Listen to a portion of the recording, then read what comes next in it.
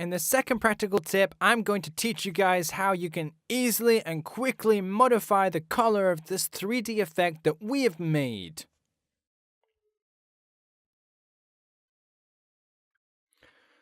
I'm going to click on this button so that we can see our layers that we've duplicated, and we can remember that in each composition we put in a fill effect with a color like a sky blue color. If we want to change that color, we don't have to go along changing color by color.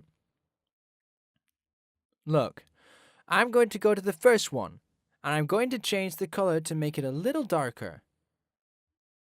And the only thing I have to do is press Ctrl C to copy the change we've made, and as the other compositions have the same effect, when we hit Ctrl V, look, Ctrl V, we just changed the colors. Oh well, we substituted it for the one I just saved.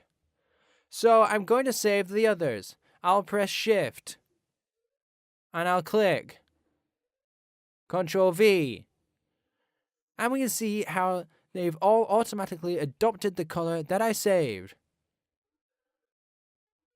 Why? Because I saved it with the same effect. We don't duplicate the effect in this case. We're just copying the change that we made.